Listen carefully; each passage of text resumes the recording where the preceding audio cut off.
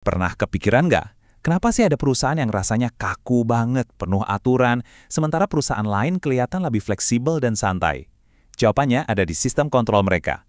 Ternyata, sistem yang efektif itu harus dijahit khusus sesuai strategi perusahaan.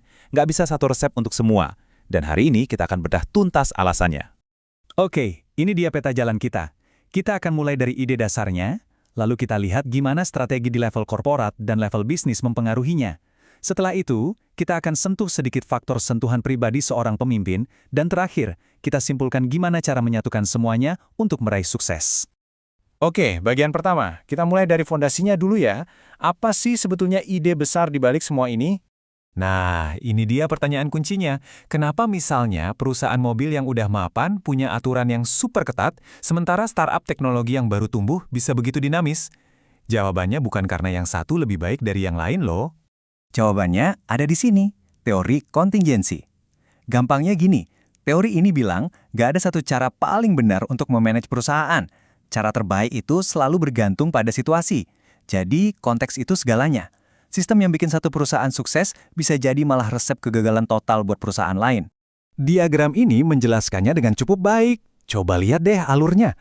Faktor internal kayak strategi, dan faktor eksternal kayak lingkungan bisnis, itu semua jadi inputnya. Nah, dari kombinasi input itulah, kita bisa menentukan apa output yang paling pas, yaitu struktur dan proses kontrol manajemen yang tepat. Oke, sekarang kita naik level ya. Kita lihat dari kacamata strategi korporat, yang paling tinggi. Gimana sih bentuk perusahaan secara keseluruhan bisa menentukan cara pengelolaannya? Coba bayangin ada dua kutub ekstrim. Di satu sisi ada perusahaan yang fokus banget di satu industri aja. Semua energinya, semua sumber dayanya, ya buat satu jenis bisnis itu. Di sisi lain ada konglomerat yang terdiversifikasi. Ibaratnya punya kaki di banyak arena yang beda-beda banget. Tentu saja, keduanya butuh pendekatan manajemen yang sama sekali berbeda. Lihat deh, bedanya kayak bumi dan langit kan? Perusahaan yang fokus itu biasanya terpusat dan erat banget. Semua orang kayak ada di satu kapal yang sama. Sementara konglomerat itu lebih mirip federasi negara-negara otonom. Kantor pusatnya nggak mungkin tahu seluk-beluk semua bisnisnya, jadi wewenang harus disebar. Konsekuensinya, budaya bersamanya jadi lebih lemah. Jadi kenapa sih keputusan di konglomerat itu harus disebar atau didesentralisasi? Ada dua alasan utamanya. Pertama, ya logis aja, CEO di kantong pusat nggak mungkin paham detail bisnis media, terus paham juga bisnis maskapai, terus paham juga jasa keuangan, nggak mungkin. Kedua, karena unit-unit ini nggak saling bergantung, mereka bisa jalan sendiri-sendiri tanpa perlu banyak koordinasi dari pusat. Nah, ini nyambung ke pertanyaan yang menarik. Gimana caranya Anda ngasih bonus ke manajer yang bisnisnya aja Anda nggak begitu paham? Anda nggak bisa pakai perasaan atau penilaian subjektif. Makanya, konglomerat biasanya sangat bergantung pada formula keuangan yang dingin dan objektif. Angka nggak bisa bohong, dan ini satu-satunya cara yang dianggap adil untuk menilai kinerja kalau Anda nggak ada di lapangan. Oke, tadi kan kita udah bahas level korporat. Sekarang kita turun satu lantai ke level unit bisnis. Karena bahkan di dalam satu perusahaan yang sama, tiap divisi itu bisa punya misi yang beda-beda. Dan artinya, mereka butuh sistem kontrol yang beda-beda juga. Coba bayangin, misi unit bisnis itu ada di sebuah spektrum. Di satu ujung ada misi membangun atau build. Fokusnya ngegaspol, tumbuh seagresif mungkin buat merebut pangsa pasar. Nah, di ujung satunya lagi ada misi memanen atau harvest. Tujuannya beda, yaitu memaksimalkan uang tunai dari produk yang udah matang. Dan di tengah-tengahnya ada misi buat mempertahankan posisi yang sudah ada.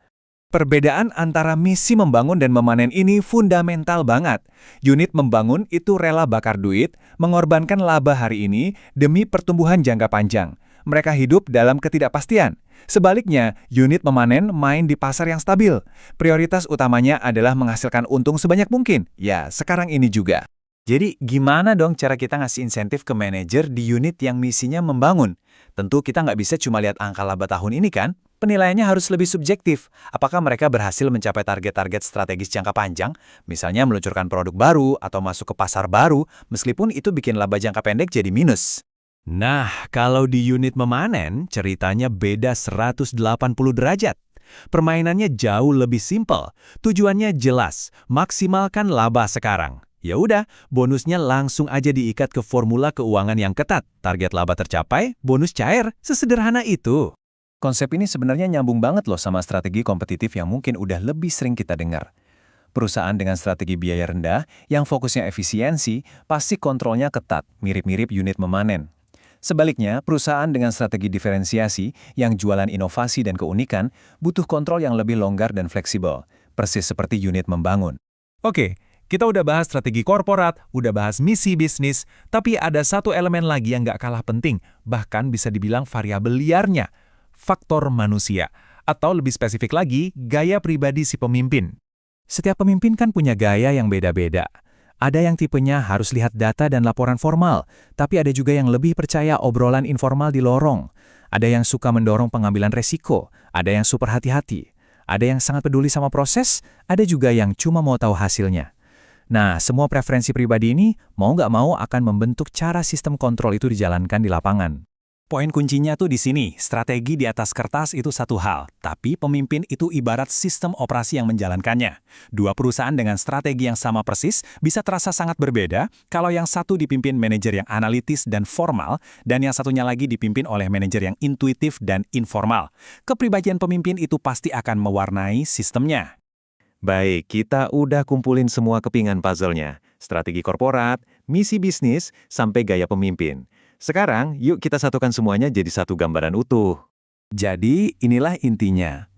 Sistem kontrol yang hebat itu bukanlah yang paling canggih atau paling ketat. Bukan. Sistem yang hebat adalah yang paling selaras. Selaras dengan strategi besar perusahaan, selaras dengan misi spesifik tiap unit bisnis, dan selaras juga dengan gaya para pemimpinnya. Ketiga lapisan ini harus klop, harus sinkron. Kenapa sih ini penting banget? Karena kalau semuanya selaras, sistem itu secara alami akan mendorong orang untuk melakukan hal yang benar, hal yang mendukung strategi. Tapi sebaliknya, kalau nggak selaras, bisa jadi orang malah dihargai karena melakukan hal yang bertentangan dengan tujuan jangka panjang perusahaan. Nah, inilah yang menciptakan gesekan, frustrasi, dan pada akhirnya kegagalan. Sebagai penutup, coba deh ambil waktu sejenak untuk merenung. Coba pikirkan tempat kerja Anda sekarang. Apakah sistem kontrol di sana, cara evaluasi kinerja, cara ngasih bonus, sudah benar-benar selaras dengan strategi besarnya? Atau jangan-jangan ada gesekan-gesekan kecil yang tanpa sadar justru menghambat kemajuan?